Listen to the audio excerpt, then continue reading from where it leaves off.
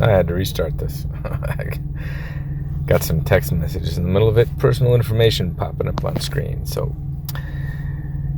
here's my cheesy intro. I recognize it's cheesy, but a lot of these come from TV shows, movies, music, lyrics, music titles, song titles rather. So I'm hoping some people will get some of the references. Be better than nobody getting any of the references. But anyways, Underneath the Sea. That is where you'll find me. Inside the bottom of a salty barrel. I am Jerry, the race car driver. I work 15 hours a day, 7 days a week. Much of it is in gig work, but not all. I document it all, and I review those numbers to identify the biggest source of waste, process waste, in my own personal delivery process. I share that here so that other people might be able to improve their own processes. And together we can all make just a little bit more money. So yesterday I met a guy while I was out delivering food. He was also delivering food. His name was Jack from Dallas. I gave him a few pointers, and he seemed happy to get the knowledge, and maybe make a little more money that night.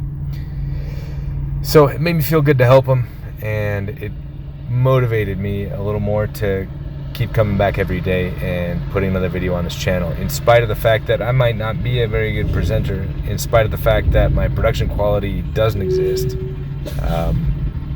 Over time I'll get better, and it motivated me to keep sharing this information because maybe somebody will get something out of it, and that makes me happy thinking that I can improve things for somebody at least. So that said, let's see what we can scrape together. This here is the document that I use to track my deliveries. This here is not a delivery, but it is the details of a delivery. It gets everything from, let's see,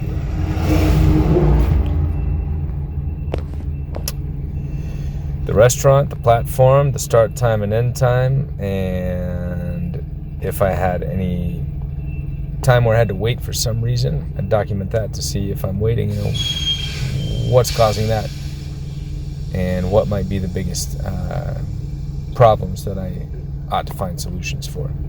And the other things that I track is the estimated time that the app suggests and how much I would make per hour for those 19 minutes. Usually I've found that I can do them faster than what is suggested.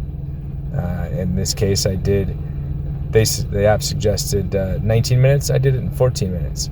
So instead of making $20 an hour, I made $28 an hour for 14 minutes.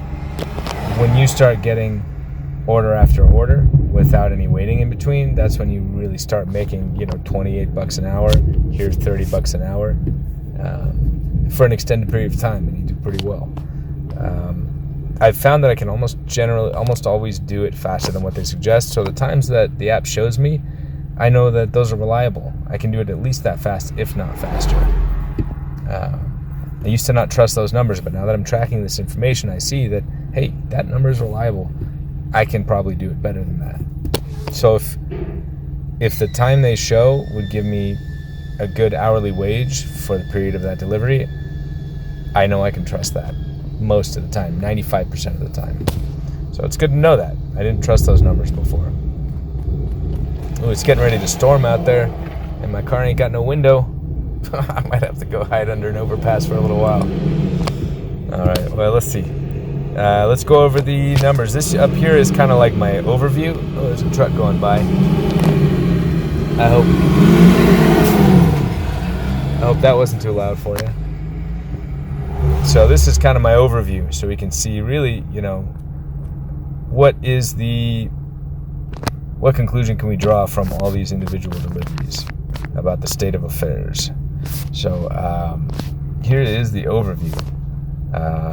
Did 37 orders, 35 from Uber, 2 from Grubhub, none from DoorDash. Again, as always, Uber is what pays most of my bills, which kind of makes me nervous if anything happens with me on that platform.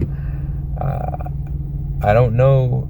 Grubhub tends to send me a lot of orders too, but I'm usually busy with Uber. But I don't like that all of my money comes from one source. It kind of makes me a little nervous. If anything happens to that source, what am I going to do? It's something to think about. Total time out, I was out for about 14 hours. I did about 313 miles, and I made just over $300. Not too bad. My per hour, overall, including all the time I was out, $22 an hour. So it's pretty good. It's not too bad. Used to be a lot better. I started doing this here and there in the pandemic, and that was great money. Oh, man. 35 to 40 bucks an hour all the time. Gas, I fill up once a day, generally. It cost me 18 bucks to fill up my tank yesterday. It wasn't exactly a zero, but my car gets good mileage. Get 35 to 40 in the city. And it's not a hybrid. Go figure. All right.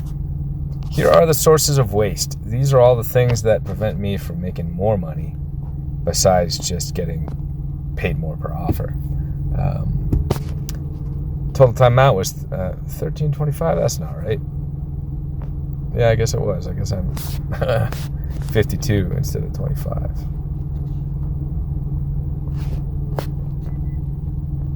I'll fix that later. So $13.25.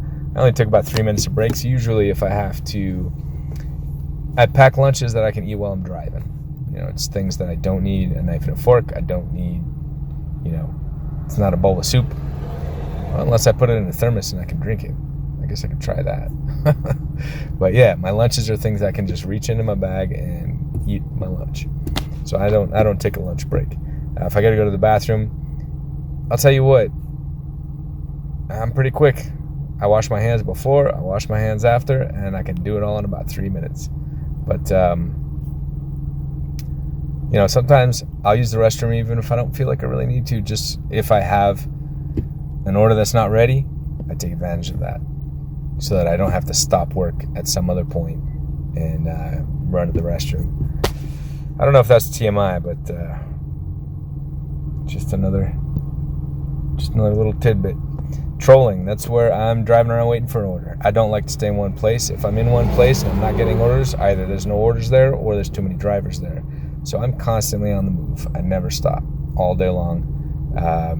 If I drive to a hot spot and I get there and I still don't have an order, I drive to another hot spot. And I'm in a large metropolis, so there is no end of hot spots. Sometimes late at night when there's no traffic and there's not getting any orders, I'll do what I call just going around the wheel, and I'll basically just take the freeways all the way around wherever I'm at and just make a big, it'd probably take me an hour to go all the way around whatever, metropolis, maybe a little less, and just see where I might get an order. I usually only do that maybe once a day, once an evening. But trolling, about a little over 2 hours. Total wait time. Now, that's where order's not ready, or I can't get help from, or the order is ready, but I can't get help from the customer, employees, or order's not in the system, but they made it for me anyways, or I'm waiting in the drive-thru, or I'm wasting time looking for parking when maybe I should just park in front of the restaurant right in the street and put my flashers on. I don't know. Or I like this one. It's a new one I put on.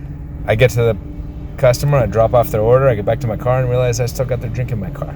So I got to take a minute to run that back out to the third floor apartment on the other side of the complex. Another truck. All right, the last source of waste that I have identified is failed orders. That's anywhere where I cancel an order or a customer cancels an order or whatever it is that prevents me from completing a delivery. We'll go over those in a sec. Here on the waiting, as usual, the heaviest hitter is food not ready. Only had an hour of that yesterday rather. This was actually 2 days ago. I had a day where I couldn't get to the video, but day before yesterday. And about an hour of food not ready. That's better than usual. Usually it's a bit more than that. And I did bail on 2 different orders that they told me, 15 minutes, and I bail. Really, I'm aiming for food's ready when I get there. If I gotta wait a minute or 2, that's fine. 5 minutes, that's okay. But when you get up to 10 minutes and above, it's really not worth it to wait there. That's It's a lot of time that you're not getting paid for. And other drivers will come. As soon as you release it, some other driver's going to pick that up. So, I don't feel so bad about that because there's no need for drivers to be waiting at restaurants. There's just no need. Customer, that's where I get to a place and for whatever reason, the customer causes me a delay in delivering the food. Usually that's when they want to meet at the door, but then I get there and they're not available. Or it's a leave it at the door, but there's a delivery code required and they're not responding. That was 8 minutes over. I think I had only 2 customers that contributed to that 8 minutes. But it wasn't too bad.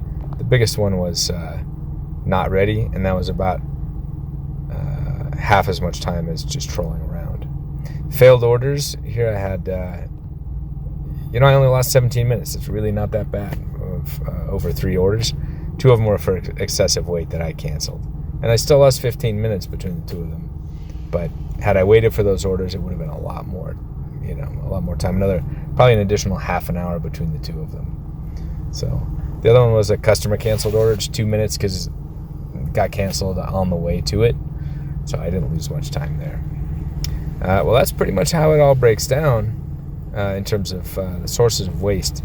The 2 big ones are, trolling, not getting an order, and food not ready. With trolling, what I'm doing is, I might accept a little bit lower of an order just to keep from having to troll. But I don't want to do that too much because I'd like to keep my earnings up. The other thing that I'm doing is I just onboarded with another app. It is, what is it called? Deliver That. So today I just started getting some offers. It's a little different. It's pre-programmed larger catering deliveries. So far I haven't seen anything really good on there, and I don't like the pre-programmed stuff. But, I got to fill up that trolling time with something, right? There's a few other apps that I'm looking into, and I'll keep you guys posted on those. Trolling and food not ready. I'm cutting down on the food not ready by, if they tell me it's a long amount of time, I just cut my losses and move on. I'm sure there's other solutions as well. We shall see. I gotta hurry this up because it's starting to storm over here and I got no window. So I'm gonna go quickly through the rest of this. Offer quality is between good, not good, bad, and fail. I had 3 fails, which is where I couldn't complete the delivery for whatever reason. Bad is $17 an hour and under. Not good is, bad is $15 an hour and under. Not good is $17 to,